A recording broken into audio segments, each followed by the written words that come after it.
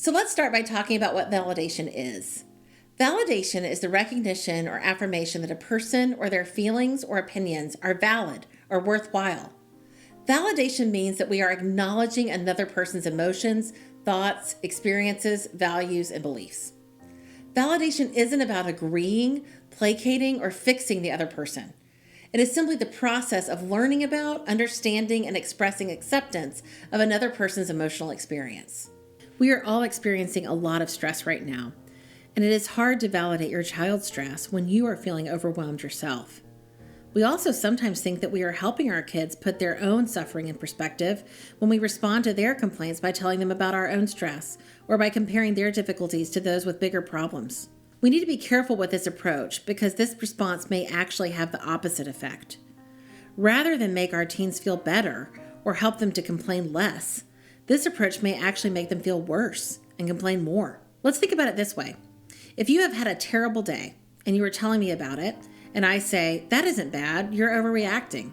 Or if I try to one-up you, you think that's bad? Listen to this.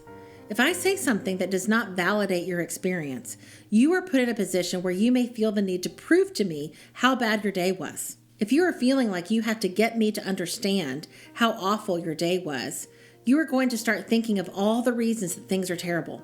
It's kind of like when you're in an argument and you can think of all the reasons that you are angry, but when you're feeling better, it can be hard to remember some of them. Our thoughts are pretty mood congruent. When we feel sad, we think sad thoughts. When we feel happy, it is easier to remember good times. When we are feeling motivated to prove that things are going poorly for us, it is easier for us to think of all the things that are going wrong. So let's think about this another way. If you have a terrible day and I say, that sounds awful, I am so sorry that happened. What a miserable time you've had today. If I'm validating of your experience, you don't have to prove your point. I've already got it. The validation gives you the space to soften a bit. It takes some of the energy out of the interaction. It also puts us on the same team. It is no longer an adversarial interaction. You aren't trying to prove anything to me. We're working together. You feel understood. All of us want to feel understood.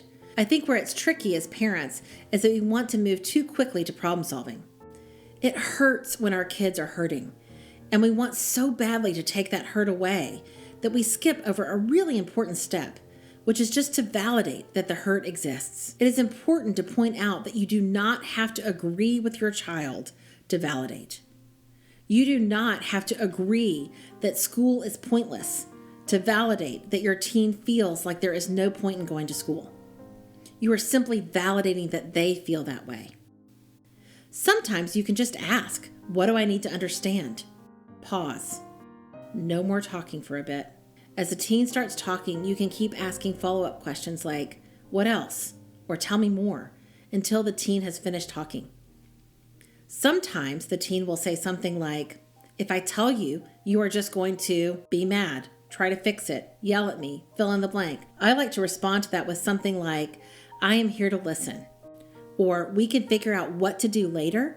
For now, let's just talk about what's going on or how you're feeling. While the teen is talking, validating statements like, this is hard, or you are doing so much can go a long way. It's really just acknowledging this is tough. It is important to point out that this isn't tough because you're doing it wrong. You may notice their effort. You are doing so much. You are trying so hard to get through, and it is still so hard. Other validating statements like, you matter, you are loved, I love you just the way you are, can go a long way in communicating unconditional love and compassion. You are just asking how they are feeling and reflecting, acknowledging, noting. It is pretty simple, really. You ask how they are feeling and just reflect it back. Or if they say, I don't know how I am feeling, you take some guesses. Sometimes I find it helpful to offer a multiple choice. There are only 5 major feelings: happy, sad, scared, angry, and embarrassed. You can offer choices and have them pick the best one.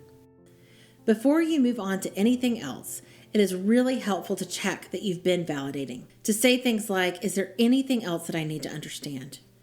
Is there anything else that I'm still not getting? Is there anything else that you need to tell me, that you need to let me know, so that I can really understand better how you're feeling? So the first step is to validate.